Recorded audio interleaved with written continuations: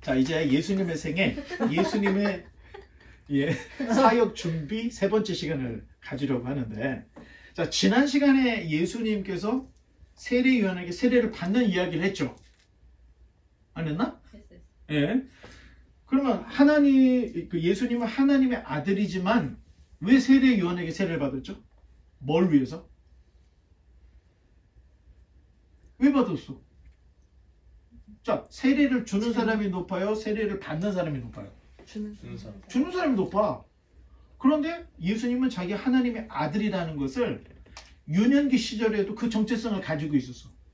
그런데 굳이 세례 요한에게 왜 세례를 받으려고 했을까? 하나님의 의를 이루기 위해서. 예수님이 하신 얘기예요. 야, 하나님의 의를 위해서 세례를 줘. 그랬더니 세례 요한이 더 말을 안 해.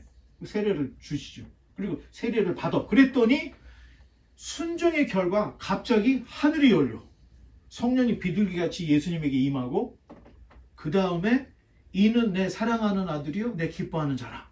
솔로몬의 대관식, 왕의 대관식이 다 거기서 벌어지는 거예요. 그리고 인류 구속의 대속자. 자, 예수님께서 유일한 거예요. 아무리 인간으로 뛰어난 사람이라 할지라도 예수님과 같은 분이 없는 거야. 자, 인류의 대표자가 되기 위해서 뭐를 해야 되죠? 이 인류의 대표자를 위해서 사람이어야 해. 그런데 그 사람이 누구나 똑같은 사람이기 때문에 대표자가 못 되는 거예요. 그런데 성령으로 잉태되심으로 아담의 죄의 유전에서 온 게 아니라 성령에 의해서 오신 유일한 분. 그래서 죄가 없는 거예요. 그래서 유년 시절이나 예수님의 과거의 모습을 보면 죄가 안 느껴져. 모든 현인들은 다 죄의식이 있어. 그래서 자기를 쫙 끌어당겨서 나도 연약한 존재이지만 이렇게 덕을 쌓고 의를 세워서 좋은 나라를 만들고 좋은 삶을 만듭시다. 이게 다 모든 현자들의 이야기예요. 그런데 예수님은 그렇지 않다는 거예요. 자기가 죄가 없는 분이라는 걸 나쁘게 얘기하면 너무 뻔뻔해. 근데 죄가 없으니까 죄의식이 없는 거예요. 자, 이런 거. 자, 그러면서 우리가 알 수 있는 것은 예수님에게서는 완전한 하나님, 완전한 인간, 두 개의 성이 있어. 그래서 one person, two nature, 이성, 일인격이라고 얘기하므로 예수님은 완전한 사람이고 완전한 하나님으로 그게 체계화된 게 교리예요. 그런데 그 교리에서 우리가 얻어진 게, 그렇다면 성부 하나님, 성자 예수님, 성령 하나님 넘겨보면 우리가 트리니티라고 그러죠. 삼위일체. 삼위일체 교리가 만들어지는 게 아니고 발견이 되는 거예요. 만약에 예수님이 하나님이 아니라 할 때는 이게 깨지는 거죠. 그런데 예수님이 하나님이기 때문에 삼위일체가 성립이 되는 거예요. 이걸 나중에 발견한 거예요. 자, 삼위일체 교리에서 예수님의 세례가 중요한 이유는, 자, 세례시 구원자라 오신 성령님이 세례를 받고 계시죠? 성자께서 세례를 받으시오. 거기에 성령께서 비둘기같이 임재하시죠? 그래서 하나님이, 성부 하나님이 이는 내 기뻐하는 아들이고 사랑하는 자다 하면서 인증을 해. 자, 우리가 삼위일체를 접근할 때 가장 쉽게 적응하는 게 양태론적 삼위일체예요. 이게 뭐냐면, 제가 여기서 뭐죠? 목사님, 집에 가서는 아바이, 회사에 가서는 직원, 세 가지가 있잖아. 그러니까 때로는 하나님으로, 때로는 성자로, 때로는 성령으로 변신하며 나타나는, 이게 양태론적 삼위일체예요. 그런데 이게 삼위일체 초기에 시작된 거예요. 그러다가 따져보자, 이성 일인격을 갖다 들이대니까 이게 안 맞는 거예요. 그럼 뭐지? 자, 삼위일체라는 것은 세 개가 하나고 하나가 세 개라는 뜻이에요. 그렇죠? 자, 이건 굉장히 신비한 교리인데 기독교에서만 가능해요. 자, 우리는 시간과 공간에 매여 있기 때문에 세 개가 하나가 될 수가 없어요. 우리 시간과 공간에 그게 안 되잖아. 그런데 하나님은 우리의 존재보다 훨씬 뛰어난 존재이고 전지전능하신 분이기 때문에 시간과 공간을 초월해서 죄송합니다.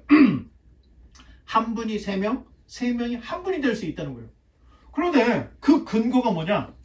예수님께서 세례를 받을 때 성자가 계시고 성령이 임하시고 성부가 말씀하시는, 아니 이 세 분이 동시에 한 자리에 그러니까 신이 나타난 것을 현현이라고 하는 거예요. 세례 자리에 이 세 분이, 양태론이라고 하면은 갑자기 옷을 벗고 성령님 되고 옷을 벗고 하나님 되고 옷을 벗고 성자가 되어야 되는데 그게 아니고요. 성자가 계시고 성령이 내려오시고 성부가 말씀하시고 삼위일체 하나님이 똑같은 시간 똑같은 장소에 한 번에 임하시는 이 놀라운 사실을 이 세례 시에 딱 보여주고 있는 거예요. 자, 세 분이 한 분이고 한 분이 세 분이신 이 삼위일체는 이 예수님의 세례 때 딱 증거가 되는 거예요. 그래서 세례가 중요한 겁니다. 자, 그러므로 예수님께서 세례요한에게 세례를 받으시는 것이 하나님의 의를 이루는 거다라고 주님께서 말씀하셨어요. 예수님이 세례를 안 받았어 봐. 삼일체 교리를 증명할 길이 없는 거예요. 이론으로만 얘기를 해야 되는 거예요. 그런데 세 분이 한 자리에 계시고 한 분이신 분이 세 분으로, 세 분이신 분이 한 분으로 보여졌던 게 이 이야기이기 때문에 하나님의 의를 위해서 세례 받는다. 예수님께서 말씀하신 게 굉장히 지당하신 말씀이었다는 거예요. 자, 오늘은 세례를 받고 난 이후에 예수님께서 갑자기 광야로 가셔. 그리고 40일 동안 금식을 하시고 마귀 사탄에게 이 시험을 받는 이야기를 하는데, 자, 마태에도 있고요, 마가에도 있고 누가에도 있어요. 그런데 참 재미있는 게 마가는 2줄만 썼어. 그리고 누가가 다른 누구보다도 더 세밀하게 썼기 때문에 오늘은 누가복음으로 돌아와서 누가복음 4장의 말씀을 가지고 할 텐데, 자, 1절과 2절 한번 읽어보겠습니다. 예수께서 성령의 충만함을 입어 요단강에서 돌아오사 가냐에서 40일 동안 성령에게 이끌리시며 마귀에게 시험을 받으시더라. 이 모든 날에 아무것도 잡수시지 아니하시니 날수가 다함에 줄이신지라. 자, 마귀의 시험은 주님께서 세례 요한에게 세례를 받으신 성령 충만한 그때 일어나신다는 거예요. 자, 일어났다는 거예요. 자, 보통 우리는 내가 영적으로 충만할 때 마귀의 시험은 없을 거라고 생각하죠. 내가 막 성령이 충만하니까. 그런데 약해질 때만 시험이 찾아오는 게 아니라는 거예요. 성령의 충만함을 받은 후에 예수님은 마귀에게 곧장 시험을 받으신다는 거예요. 그러니 마귀의 시험은 우리의 조건을 따지지 않고, 우리가 성령이 충만해도 마귀의 시험은 다가오고, 우리가 이 약해졌을 때도 마귀는 언제든지 찾아올 수 있다. 이걸 알고 있어야 돼요. 더군다나 예수님도 시험을 받으셨는데, 예수님도 우리야 일상생활 속에서 얼마나 마귀에게 시험을 많이 받겠어요. 그 시험이 바로 예배드리고 지나가다가 시험에 들어오. 뭐 누가 아주 운전을 더럽게 해가지고 갑자기 확 그러면서 시작될 수도 있고, 집에 가서 싸움질하면서 또 이럴 수도 있고, 집에 가다가 전화를 했는데 이 전화가 화가 나게 할 수도 있고, 그런 일들이 너무 많다는 거예요. 그러니까 항상 시험에 우리는 노출이 되어 있기 때문에 기도하는 마음, 겸손한 마음, 시험을 이길 준비를 하고 있어야 되는 거예요. 사실 세례의 자리는 부끄러운 자리예요, 영광스러운 자리예요? 네? 예수님께서 받으신 이 세례의 자리는 영광스러운 자리예요, 부끄러운 자리예요? 아까 얘기했잖아요. 왕의 대관식이라고 했으면 얼마나 영광스러운 자리겠어요. 그리고 예루살렘 근처 베다니가 여기 있잖아. 예루살렘이 여기 있잖아. 그리고 여기 요단강이잖아. 사람들이 얼마나 많겠어요? 세례 요한에게 세례를 받으려고 하는 사람도 많았고, 세례 요한의 제자가 되고 싶어서 여기 와 있던 사람이 수두룩했던 거예요. 어찌 보면 이 자리는 굉장히 영광스러운 자리였던 거예요. 수많은 사람들에게 이목을 받는 영광의 자리였음에도 불구하고 예수님이 세례를 받자마자 광야로 갔어요. 자, 광야는 어떤 곳이에요? 들짐승들이 뛰어다니는 거. 먹을 게 없어. 떼약볕에 저녁에는요, 영하로 떨어지는 곳이에요. 그게 광야예요. 아무것도 없어. 그리고 사람도 없어. 갑자기 그 영광의 자리가 광야로 가서 비천의 자리로 그냥 바뀐 거예요. 주님께서는 제일 영광되는 자리에서 제일 낮은 곳으로 마치 자기가 하늘 영광 버리고 이 땅에 오셨던 것처럼 또 세례의 영광의 자리에서 이 광야의 이 추한 자리로 탁 내려가셨는데, 자, 마태나 마가는 성령님이 예수님을 이끌었다, 그리고 불러내셨다, 이렇게 얘기해요. 마태나 마가는. 근데 누가는 그렇게 얘기는 하지 않죠. 자, 메시아의 대관식 같은 세례의 자리에서 성령님이 비둘기같이 임하시고 주님을 영화롭게 하는 그 높은 듯한 영광의 자리에서 갑자기 이번에는 그 성령님이 예수님을 이끌어, 예수님 몰아내 끌고 가서 광야로 데리고 가셨다는 거예요. 비둘기같이 임하셔서 예수님을 영화롭게 하셨던 성령님이, 그 성령님이 예수님을 가장 비천한 광야로 갖고 왔다는 거예요. 자, 주님께서는 광야에서 마귀에게 40일 동안 시험을 받으셨어요. 자, 성경에서 40이라는 수가 종종 나오죠. 근데 보통 40하고 연관된 숫자들이 좋은 일이 많아요, 나쁜 일이 많아요? 일단 나쁜 일이 많아. 노아의 홍수에도 주야로 40일 동안 비가 내렸다는 거예요. 이스라엘 백성이 광야에서 40년을 유리를 했어요. 시험의 때, 심판의 때, 이 40이라는 수가 여기 연관이 있어요. 자, 이 광야에서 40년간 시험받은 이스라엘의 점수가 어떻게 됐어요? 이스라엘이 광야에서 40년 동안 유리를 했는데 그 점수를 따진다면 40년의 그 기간의 점수는 몇 점이었어요? 낙제점이었습니다. 낙제. 그런데 주님의 40일 금식과 시험은 결과적인 얘기를 해보면 굉장히 성공적이었고 굉장히 승리의 모습을 보여주고 있다는 거예요. 두 개가 대비가 되고 있는 모습을 보여주고 있어요. 자, 이스라엘 백성들에게 너희 역사의 시작은 뭐냐 그러면 출애굽부터 얘기해요. 우리가 이집트에 노예로 살았는데 모세를 통해서 하나님 우리를 건져줘서 그리고 가나안을 정복해서 여기에 와서 여기서 살아서, 그게 유대인들이 알고 있는 유대인들의 역사예요. 그런데 예수님은 그 역사의 실패의 역사를 완전히 자기 자신이 승리하시고 성공하는 모습으로 바꿔주는 모습으로 드러나고 있다는 거예요. 또 다른 한편으로 40이라는 수는, 자, 모세가 시내산에서 40일을 금식을 해요. 그리고 뭘 받아요? 율법을 받아오는 거예요. 율법을. 자, 그렇다면 40은 고난도 있지만 하나님의 명령과 하나님의 계명에 담겨져 있는 율법을 수여받는 기간일 수도 있다는 거예요. 자, 그래서 그런지 예수님이 이 40일의 시험이 끝나기 멀지 않아서 바로 산에 올라가서 강론을 시작하는데, 그 강론 내용, 산상설교라고 그러죠. 설교 내용을 보면은 율법에 대한 재해설이에요. 자, 율법에서는 간음하지 말라, 도적질하지 말라, 살인하지 말라 그랬죠. 그런데 산상설교에서 예수님의 설교는 여자를 보고 음욕만 품어도 그건 간음한 거야.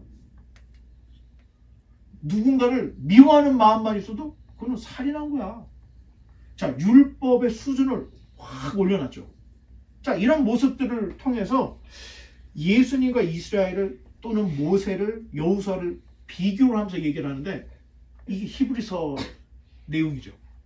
예수님과 모세를 비교해, 예수님과 여호수아를 비교하면서 예수님이 뛰어나신 메시아라는 것을 유대인들에게 설명하는 내용이 히브리서의 내용입니다. 자, 이제 그런 전조들이 이미 그 복음서에서 기록이 되어 있다는 거예요.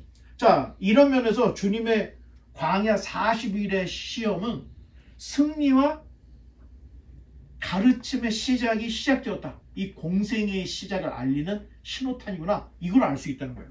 자, 시험의 장소는 맨 처음에 여기 이 요단강 오른쪽, 사실 제가 지난주에 그림을 잘못 그려가지고 베다니를 여기다 붙였어 고백하는 거예요. 그래서 다시 난 이 정도야. 베다니도 옮겨 이걸로.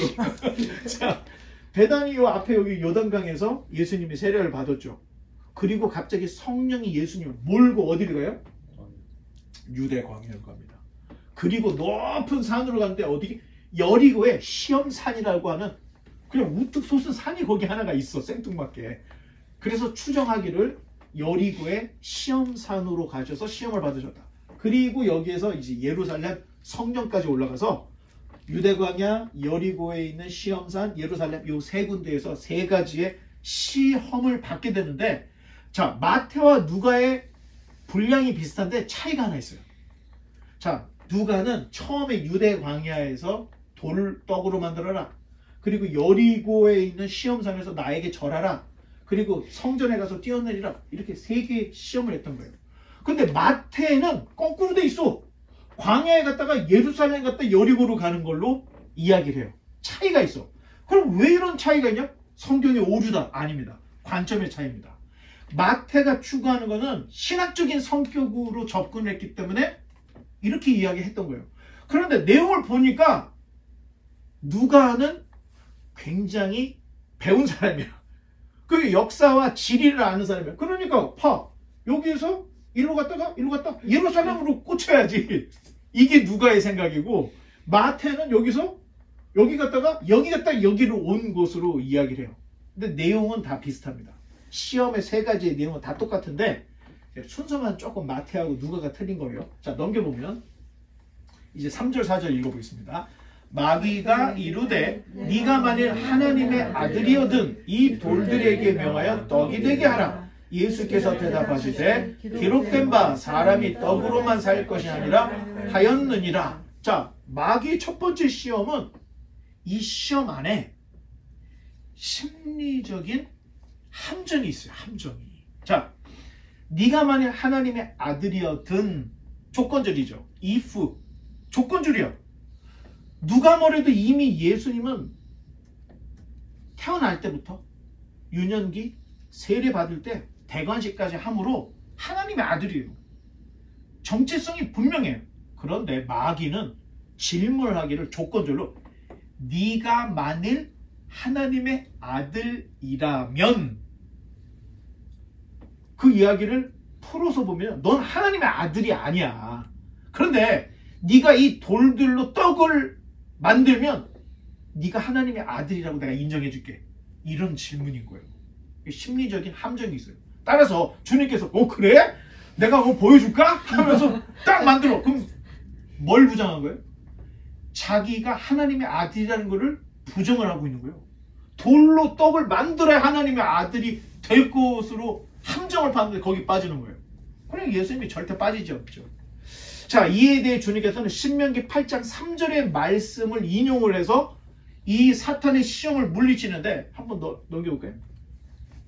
자, 3절 시작. 너를 낮추시며 너를 줄이게 하시며 또 너로 알지 못하며 내 열조도 알지 못하던 만나를 내게 먹이신 것은 사람이 떡으로만 사는 것이 아니요 여호와의 입에서 나오는 모든 말씀으로 사는 줄을 내게 알게 하려 하심이니라. 자, 누가는 사람이 떡으로만 살 것이 아니다 이렇게 요약을 했지만 신명기 8장 3절을 마태는 사람이 떡으로만 살 것이 아니요 하나님의 입으로부터 나오는 모든 말씀으로 살 것이다. 더 길게 인용을 하고 있어요. 그래서 누가는 지리적인 면에 강조를 둔 것 같고 마태는 신학적인 면에 강조를 둬서 인용을 해도 그 말씀을 최대한 많이 인용을 하고 있는 모습을 볼 수 있다는 거예요. 자, 중요한 것은 신명기 8장에 나오는 이 떡! 이 떡이 뭘까? 가래떡? 그냥 평범한 떡이 아니라는 겁니다. 지금 신명기 8장 3절에 나오는 떡은 신령한 만나를 이야기하는 거예요. 이스라엘 백성이 광야에서 경작을 할 수가 없잖아. 그런데 아침마다 하얀 가루가 내려서 그 가루를 모아서 반죽을 해서 구워 먹으면 떡이 되는 거야. 그러니까 먹다가 이게 뭐야? 이게 뭐야가 만나예요. 히브리어로. 그래서 이게 뭔 떡이요 하면서 먹은 떡이 만나요. 그런데 사람이 경작한 거예요? 하늘로부터 주신 거예요. 그래서 기적의 신령한 떡이라고 만나라고 얘기하는 거예요. 그런데 마귀의 시험에 대한 주님의 대답은 내가 이 돌들로 기적의 만나를 만들지라도 사람이 떡으로만 사는 것이 아니라 하나님의 입으로부터 나오는 모든 말씀으로 살아야 한다. 이렇게 얘기를 하는 거예요. 자, 그냥 내용을 보면 별거 아니지만 신명기에 인용했던 그 말을 그대로 가져가서 다시 분석을 해서 이야기를 했더니 내가 이 돌들로 기적에 신령한 떡을 만든다 할지라도 사람은 떡으로만 사는 게 아니라는 거예요. 자, 물론 시험의 배경이 지금 예수님께서 40일 동안 주야로 금식을 하셨다. 자, 요새 지금 라마단 기간에 그 무슬림들이 금식을 해요. 근데 이 금식이 뭐냐면 단식이에요. 아침, 점심을 안 먹어. 하지만 저녁에 가서 다 먹어. 배가 터지도록 먹는 거예요. 그러니까 하루 세 끼를 다 굶는 게 아니라는 얘기예요. 아침, 점심을 안 먹고 저녁만 먹어. 그런데 주님의 이 광야에서의 40일 금식은 아니 먹고 싶어도 먹을 게 없는 거야. 광야에서 뭘 먹겠어. 그러니까 주님이 인간의 한계를 뛰어넘는 이 지금 고통을 참고 광야에 있었다는데, 자, 어떤 사람들은 아마 못 봤을 거야, 이런 사람. 한국인 볼 수 있을 텐데. 저기 BTS 카드를 서로 이렇게 교환할 때 딱 보면은 40일 금식 기도 3번. 40일 동안 금식 기도를 자기가 3번을 했다고 명함에 써갖고 다니는 거야. 그 조건이 기도원이나 자기네 집이나 어디에서 했다고 할 때는 광야하고 비교가 됩니까? 안 됩니까? 안 되죠. 거기는 광야는 물이 없습니다. 근데 자기 물 다 마셔가면서 금식하고 자기 금식 3번 했던 그렇게 신령한 사람이라고 비즈니스카드에다 써갖고 다니는 사람도 있다니까? 정신없는 사람들이죠. 더군다나 켈빈은 한참 사람들이 경건의 모양은 뭘까? 예수님처럼 40일 금식하는 거지. 와, 막 사람들이 막 이러니까 아니 그러다 죽는 사람도 많이 있었습니다. 그때 켈빈이 한 소리가 야 나도 할 수 있어. 근데 난 하기 싫어. 왜? 내가 예수님이냐? 주님이 하실 수 있는 일을 도전해서 해서 내가 얻는 이득이 뭐고 뭘 하나님께 영광을 올려드리겠다고 내가 40일 금식을 해. 아 이런 사람입니다. 전 그 말이 100번 맞다고 생각해요. 여러분이 정말 막 나 이제 죽을 것 같아. 40일 금식했어. 아 괜찮아요. 근데 그게 아니라 도전적으로 40일 금식해서 BTS 카드에다가 써 다니면서 내가 이런 사람입니다 하려고 자기 프로필을 만들려고 하는 금식이라 하지도 말아요. 이거는 이것뿐만이 아닙니다. 단적인 얘기로 40일 금식을 얘기한 거고 헌금도 마찬가지고요. 새벽 예배도 마찬가지고 성경 읽는 것도 제가 말입니다. 여러분 몇 번 읽었습니다. 이걸 하려고 성경 읽는 건 꼴통들이 하는 거예요.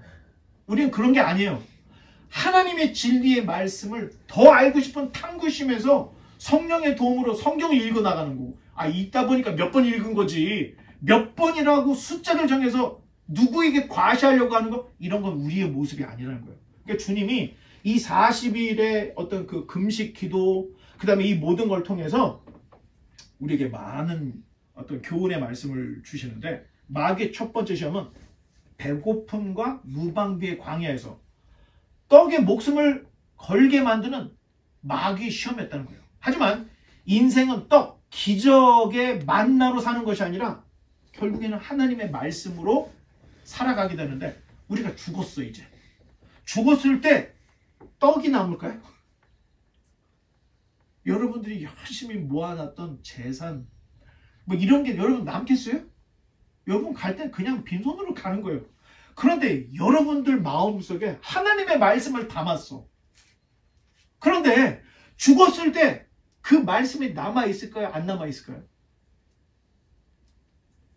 그건 남아있다는 거예요. 나중에 우리가 임사체험에 대한 이야기를 한번 할 때 보면은 자기가 가지고 있던 지식이 그대로 있고 이 땅에서 얻을 수 없는 다른 지식이 더 생기더라는 얘기를 다 해요. 임사체험자들이 죽음을 경험했던 사람들이. 만약에 여러분들이 열심히 떡만 모으는 인생을 살았다면 여러분 죽을 때 아무것도 갖고 갈 수 없는 거예요. 그런데 말씀을 여러분 마음에 담아놓고 죽었을 때는 그 말씀이 그대로 살아있다는 거예요.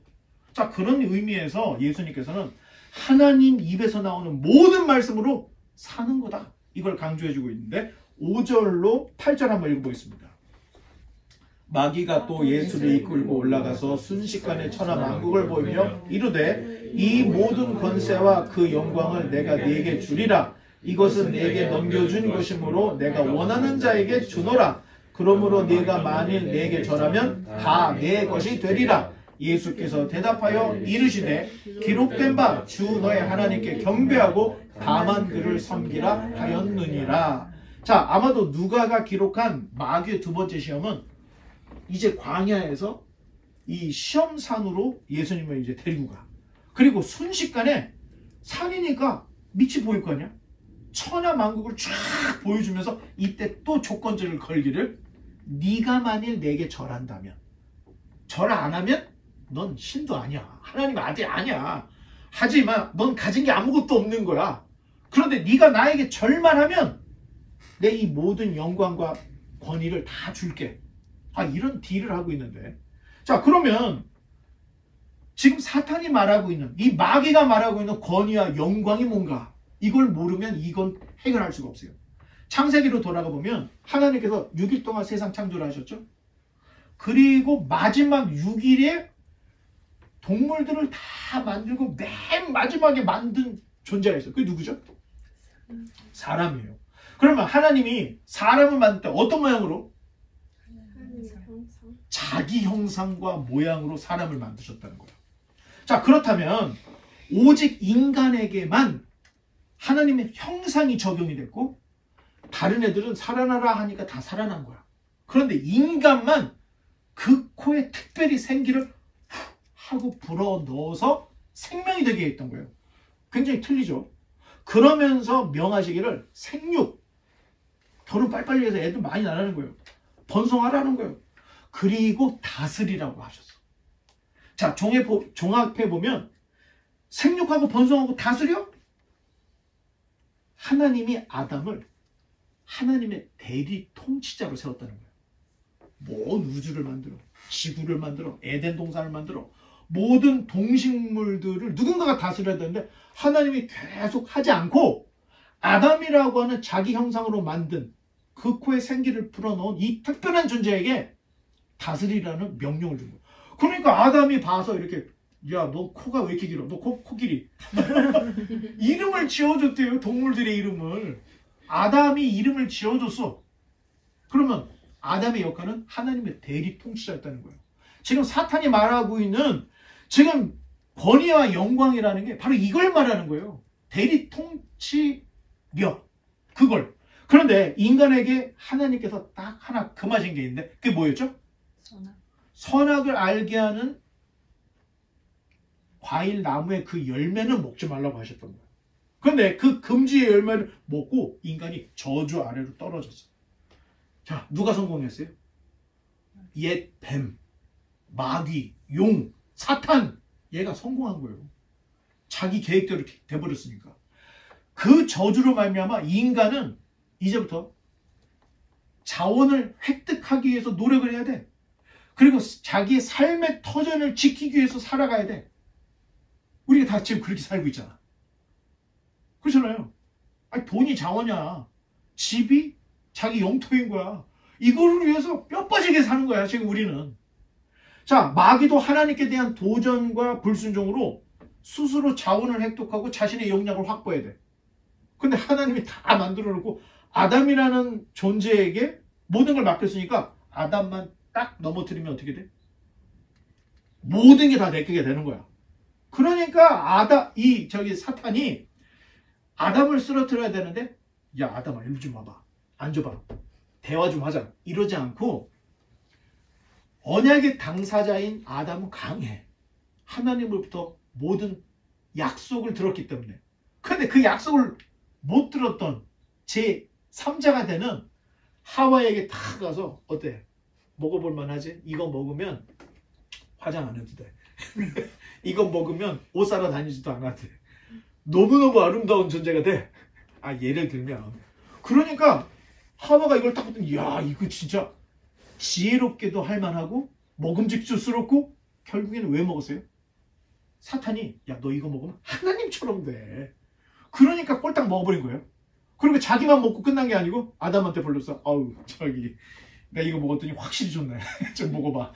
아담이 그거 먹었어요. 이 둘의 눈이 밝아져 버린 거예요. 그 전까지는 하나님의 법, 하나님의 말씀에 순종하던 이들이 갑자기 자기 판단력이 생기는 거야.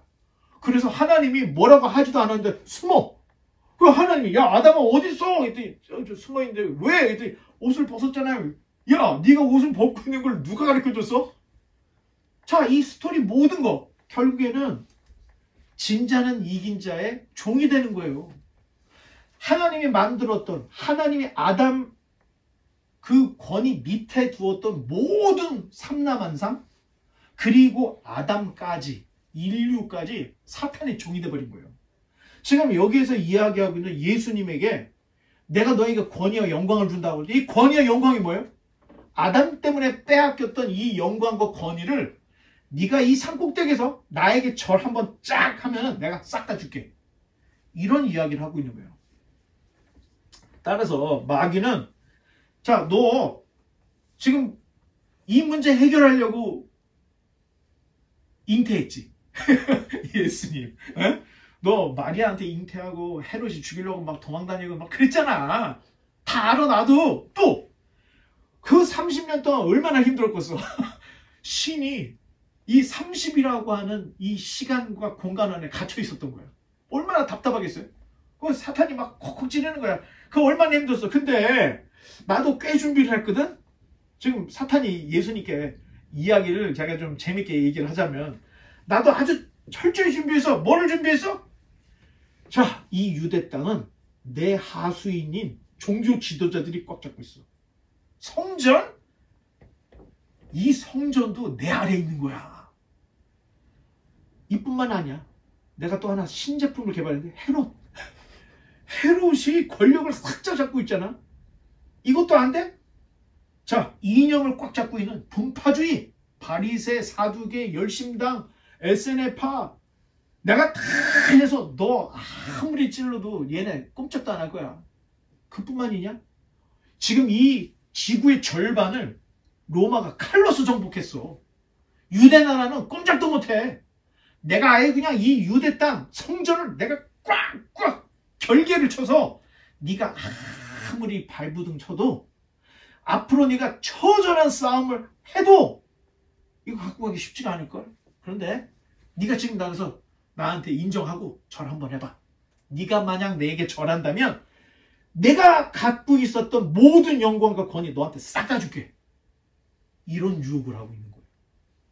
비하인드 스토리 모르면 그 절 한번 한 게 뭐가 얼마나 중요하다고 그런 정도의 문제가 아니기 때문에 사탄이 시험을 했던 거고 그 시험의 내용을 간파한 주님께서는 자, 신명기 6장 13절을 한번 보겠습니다. 시작. 내 하나님 여호와를 경외하며 그를 섬기며 그의 이름으로 맹세할 것이니라. 자, 모세는 신명기에서 여호수아를 위시한 다음 세대들에게 절대 율법을 떠나지 말고 하나님의 율법에 반드시 순종해야 된다고 하는 이 신신당부의 이야기를 신명기를 하고 있는 거예요. 신명기에서. 그래서 자, 5장에서는 10계명을 다시 재강론을 해주고 있어요. 10계명을. 그리고 6장에 가서는 차지할 땅, 너희가 가나안 땅에 가서 가나안 우상을 섬기지 말고 이 율법의 말씀을 반드시 지켜. 그게 바로 살 길이야. 그 모세가 신명기에서 피토하는 설교를 쫙 해주고 있는 내용이 담겨져 있는 거예요. 그래서 전문을 다 읽을 수는 없지만 한 번 더 넘겨보면 자, 1절만 한번 읽어보겠습니다. 시작. 이는 곧 너희의 하나님 여호와께서 너희에게 가르치라고 명령과 규례와 법도라. 너희가 건너가서 차지할 땅에서 행할 것이니라. 건너가서 차지할 땅이 어디예요? 가나안을 얘기하는 거예요. 가나안. 너희가 가나안에 들어가거든 하나님께서 너희에게 지키라고 주셨던 이 율법을 반드시 지켜야 된다. 그 얘기를 하면서 12, 13, 14 시작. 너는 조심하여 너를 애굽 땅 종되었던 집에서 인도하여 내신 여호와를 잊지 말고 내 하나님 여호와를 경외하며 그를 섬기며 그의 이름으로 맹세할 것이니라. 너희는 다른 신들 곧 내 사면에 있는 백성의 신들을 따르지 말라. 사면이 뭐예요? 동서남북을 얘기하는 거예요. 가나안만 차지를 했던 거야. 그러니까 사면이면 동서남북에 이방신을 섬기고 있는 이방신, 토속신 절대 따르지 말라고 하는 신신당부를 하고 있는 거예요. 모세의 가르치면 너희가 가나안에 들어가 그 땅을 차지할지라도 자원 획득, 세력 확장에 눈이 어두워서 하나님을 모른다 하거나 우상을 하나님과 함께 섬기려고 하는 이 죄악을 범하지 말라고 신신당부를 하고 있는 거예요. 오직 하나님만 섬겨야 한다는 것을 정확하게 얘기를 해요. 자, 주님께서는 이 말씀으로 마귀를 대적하는 거예요. 자, 한 번 더 넘겨볼까요? 자, 하나님은 우리에게 생명을 주셔서 어떻게 해요? 살게 하셨어. 자, 살다가 영어로 뭐야? live. 그런데 사탄이 이걸 다 뒤집어. 자, live를 뒤집으면 뭐가 되는 거예요? 사악하게 만들어. 우리의 인생을 사악하게 만드는 존재가 마귀, 사탄, 옛뱀, 용이라는 거예요. 그게 창세기부터 요한계시록까지 다 나와 있잖아. 그래서 죽느냐 사느냐, 예? 이 문제예요. 우리 신앙의 문제는. 자, 그러니 마귀를 절대로 따라가서는 안 되고 하나님과 마귀, 세상을 겸하여 섬겨서는 안 된다는 거예요. 여러분, 샘이 있는데 2시간마다 한 번은 쓴물이 나오고 한 번은 단물이 나와. 이게 가능해요? 이건 있을 수가 없어요. 지하에 뭐가 담겨져 있든지 그게 2시간마다 나오는 거지. 때로는 이게 파이프를 바꿔갖고 쓴물 한번 뱉고 바꿔갖고 덧물 한번 뱉고 이거 안 되는 거야. 결국에는 뭐냐? 하나님과 세상을 겸해서 섬긴다는 것은 이미 세속화가 됐다는 거예요. 더러워졌다는 거예요. 그러니 우리는 단물만 내야지 어떨 때는 단물인 것 같고 어떨 때는 쓴물을 내는 이런 건 있을 수가 없다는 얘기를 지금 성경이 하고 있습니다. 여러분이 하나님을 섬기든 세상을 섬기든 둘 중에 하나만 섬기게 돼 있어. 아무리 아니에요. 나는 50%는 하나님 발에 걸치고 있어요. 이건 자기 말입니다. 논리적으로 안 되는 거예요. 섞일 수가 없다는 거예요. 자, 그러면 결국에는 성공과 번영을 위해서 우상을 섬기게 하고 결국엔 어떻게 해요? 사탄의 절하는, 마귀의 절하는 자기 영혼까지 다 팔아먹게 되는 거예요. 그 결과는 뭐야? 결국엔 죽음밖에 없다는 거예요. 예수님 왜 오셨어요? 인간의 죽음의 문제를 해결하고 오셨는데 그거를 이상하게 믿어. 결국에는 죽음을 극복할 수 없다는 얘기입니다. 자, 두 번째 시험에서 주님께서는 우리의 신앙의 대상이 하나님밖에 없다. 그러니 절하지 마. 자기 모습을 통해서 이걸 얘기해 주고 있는 거예요. 자, 9절로 12절. 시작. 또 이끌고 예루살렘으로 가서 성전 꼭대기에 세우고 이르되 네가 만약 하나님의 아들이거든 여기서 뛰어내리라. 기록되었으되 하나님이 너를 위하여 그 사자들을 명하사 너를 지키게 하시리라 하였고 또한 그들이 손으로 너를 받들어 내 발이 돌에 부딪히지 않게 하시리라 하였느니라. 예수께서 대답하여 이르시되 주 너의 하나님을 시험하지 말라 하였느니라. 자, 마귀 시험에 대한 누가의 설명은 굉장히 지정학적으로, 자, 여기에서 여리고의 시험산, 그 다음에 이제 예루살렘으로 올라가는 거예요. 여기가 지금 근거지이기 때문에 본 게임은 여기서 벌어지는 거야. 그러니까 이제 맨 마지막에 예수님을 딱 성전의 제일 높은 그 꼭대기까지 딱 올려서 예수님께 이제 시험을 하는 겁니다. 이때도 조건적인 시험을 해요. 네가 만약 하나님의 아들이거든 성전 꼭대기에서 뛰어내려라. 그러면 죽지 않을 것이다. 안 죽으면 천사가 너를 딱 받들면 넌 하나님의 아들이야.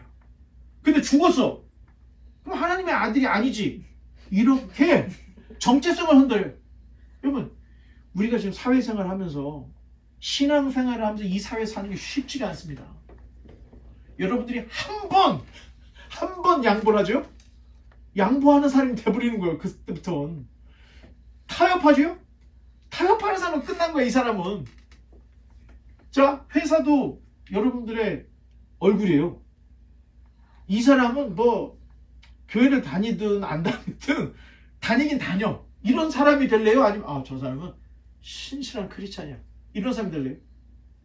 여러분이 어떻게 하냐에 따라서 달라지는 거예요. 자, 이번에 마귀가 아예 아주 작정을 했어요. 뛰어내려! 그 뛰어내리라는 것을 시편 91편 11, 12절을 인용을 해요. 마귀도 성경을 귀신같이 한다는 거예요. 그냥 너 뛰어내려 막 이 정도가 아니고 성경 말씀을 그대로 인용해서 뛰어내려봐. 그럼 천사가 널 잡아줄걸? 넘겨보면 읽어보겠습니다. 그가 너를 위하여 그의 천사들을 명령하사 내 모든 길에서 너를 지키게 하심이라. 그들이 그들의 손으로 너를 붙들어 발이 돌에 부딪히지 아니하게 하리로다. 자, 사실 인용 자체는 뭐 인용을 했어. 인용을 했어. 그런데 앞뒤 문맥을 하나도 생각하지 않고 그냥 들이댄 거야. 그냥 성경에 있는 거 그게 그대로 진짜 잘라가지고 요거 딱 돼가지고 뛰어내려! 그러면 잡아줄 거야. 사실 시편 91편은 다윗이 쓴 시로 전능자의 그늘 아래라고 하는 시예요. 그런데 이 피난처 되신 하나님께 올리는 이 간곡한 이 위험에 처한 자의 기도가 시편 91편인데, 자, 여기에 그들의 손으로 너를 붙든다. 발이 돌에 부딪히지 않게 한다. 이게 다 문학적인 상징적 어구들이에요. 이게 뭐냐? 하나님께서 나를 좀 지켜주셔서, 예? 내가 상하지 않게, 내가 원수들에게 죽지 않도록 날 좀 지켜주십시오 하는 그런 기도의 내용이었던 거예요. 그런데 사탄은 어떻게 해요? 뛰어내려. 성경에 써있잖아. 천사가 손으로 받쳐서 너 땅에 떨어지지도 않게 한다냐. 기고 그냥 딱 잘라 갖다 집어넣어버린 거예요. 말씀을 인용을 하긴 했어요. 근데 부적절하게 인용을 했다는 겁니다. 자, 그래서 마귀의 의도는 예수님을 슈퍼스타로 만드는 거였어요. 자, 뒤로 한번 가볼까요? 한 번 더 가야 되겠네. 자, 배단이 됐어요. 배단이라는 곳은 세례 받으려고 사람들이 북적북적했던 데예요. 그런데 예루살렘은 어떻게 돼요? 예수님도 태어난 지 8일 만에 할례도 받고, 그리고 40일 후에 성전에 가서 정결을 예식했죠. 수많은 사람들이 모여서 예루살렘에서 제사도 드리고 번제도 드리고 그러는데, 그러면 이 근처에서 사람이 어디에 인구 밀도가 제일 높겠어요? 예루살렘 성전이 인구 밀도가 제일 높은 거예요. 수많은 사람들이 와 있는 곳이에요. 그런데 성전 꼭대기 예수님이 딱 뛰어내렸는데 쾅 떨어지지 않고 짱 하고 서 있어. 그럼 어떻게 돼? 사람들이 와, 엄청난 쇼킹한 일이 벌어지겠죠. 그때부터는 예수님은 그리스도가 아니야. 슈퍼스타야. 지저스 크라이스트 슈퍼스타가 돼가지고 사람들이 야! 큰일 났다! 우리가 기다리던 그분이 오셔서 열심당원들을 칼 뽑고, 예? 저 변절자, 저 지금 종교 지도자들을 부패한 저 녀석들 다 짜노! 다 베버리고 분파가 이런 게 어딨어. 다 우리한테 붙어. 열심당원들이 칼 빼고 나라를 완전히 설득하고, 자, 저기 반란이 일어났겠죠. 엄청난 반란이 일어났겠죠. 왜? 아니 성전에 뜨는데 안 떨어져. 딱 서. 이분 한 분이 슈퍼맨.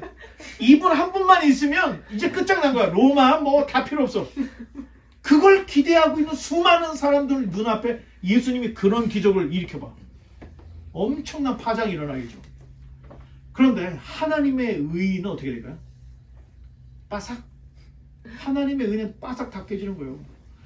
자, 하나님의 의는 예수님께서 대속의 희생양으로 율법하에 오시는 거예요. 고난받는 종의 길을 가.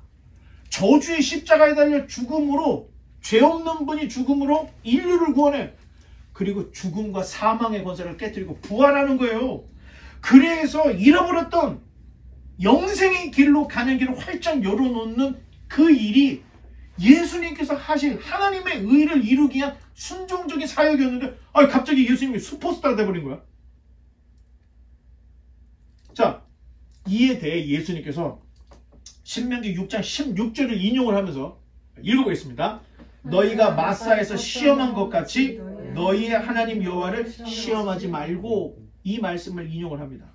자, 신명기 문맥은 하면서까지 능력을 얻으려고 하는 것은 죄악이라는 것을 말해주고 있는 거예요. 자, 누가는 주 너의 하나님을 시험하지 말고 이렇게 얘기를 했는데 모세는 뭐라고 했어요? 너희가 마사에서 시험한 것까지 시험하지 말라는 거예요. 자, 출애굽한 이스라엘 백성이 광야에서 먹을 물도 없고 뭐 고기도 없고 채소도 없고 다 죽었다. 그러니까 뭐라고 해? 야, 모세 너 좀 와봐. 좀 따져보자. 왜 우리 데리고 왔어? 애굽에서는 고기도 많아. 예? 거기에서는 뭐 오이, 양파, 채소가 이렇게 풍부한데 이 깡마른 광야에 와서 우리 다 죽이려고 하냐? 반란이 일어나는 거예요. 자, 그래서 모세가 반석을 쳐서 물을 내요. 그 물을 냈던 곳이 호렙산의 반석이에요. 그걸 다른 말로 무리바, 다투었다는 뜻의 마사, 무리바 이렇게 부르는 거예요. 이 사건으로 모세는 가나안에 들어가지 못합니다. 이 사건으로. 자, 이 사건의 쟁점이 뭐냐? 하나님이 원래 반석을 이 작대기로 가리키라고 했는데 모세가 열받아서 때렸다는 거야. 근데 그게 아닙니다. 문제의 쟁점은 이 사건으로 모세 네가 하나님의 영광을 드러냈느냐? 아니면 네 영광을 드러냈느냐? 이게 쟁점이에요. 때렸느냐 지적했냐 이 문제가 아니고. 자, 마귀는 오래전에 모세에게 써먹었던 방법을 다 성전에 가서 예수님께 써먹는 거야. 네가 슈퍼스타가 될 수가 있어. 너는 그러면 뛰어내리면 네가 안 죽으면 너는 모든 사람이 추앙하는 그 사람이 돼. 십자가 달 필요도 없어. 막 이렇게 유혹을 하는 거예요. 자, 그러니 마태는 주님께서 뭐라고 얘기해? 사탄아 물러가라. 기록되었으되 주 너의 하나님께 경배하고 당한 그를 섬기라. 마태가 쓴 내용은 이런 이야기가 있어요. 누가에는 없지만. 자, 그랬더니 자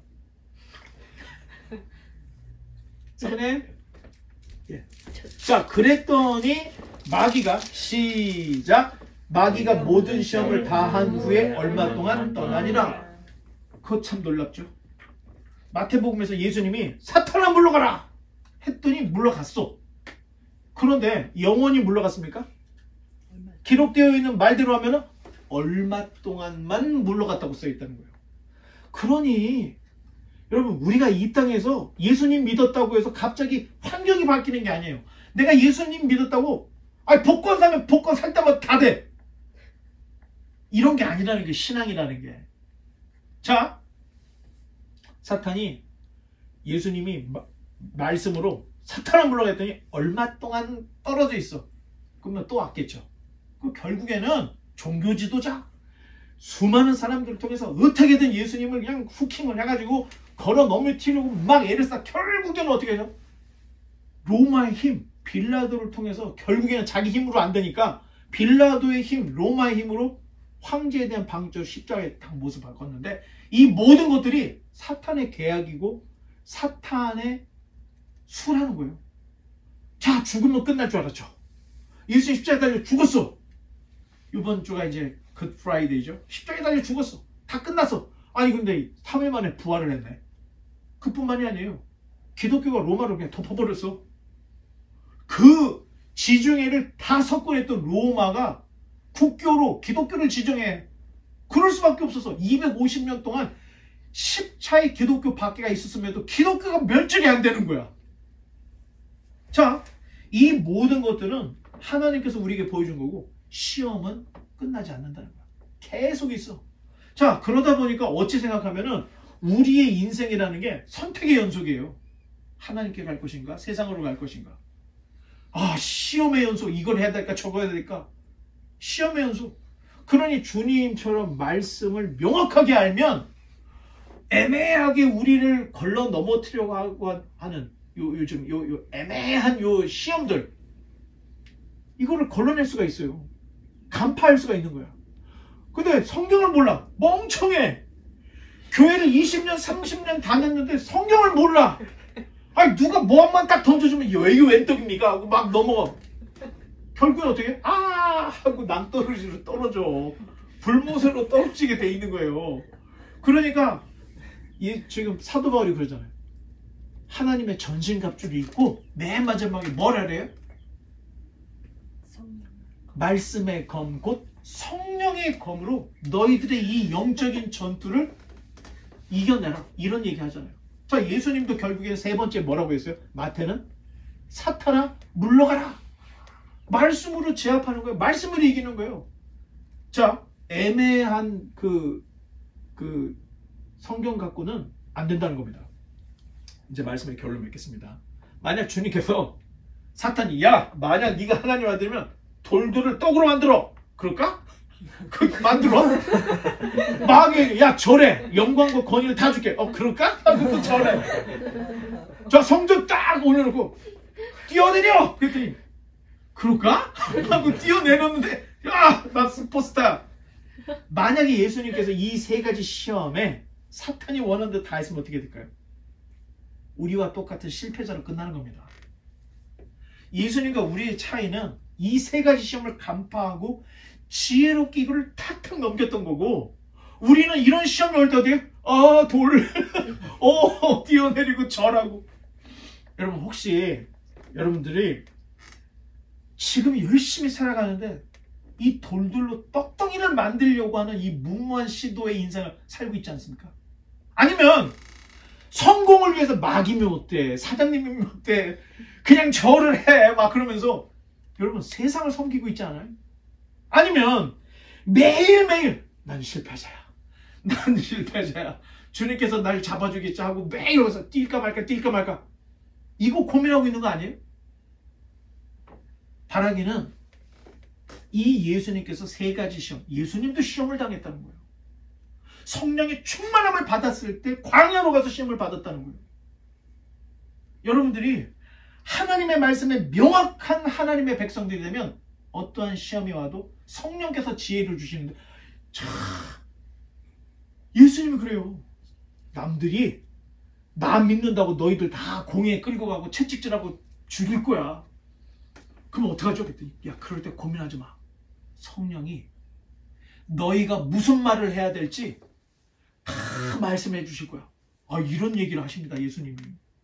여러분 말씀에 사로잡혀 있으면요 시험에 걸려도 넘어지지 않고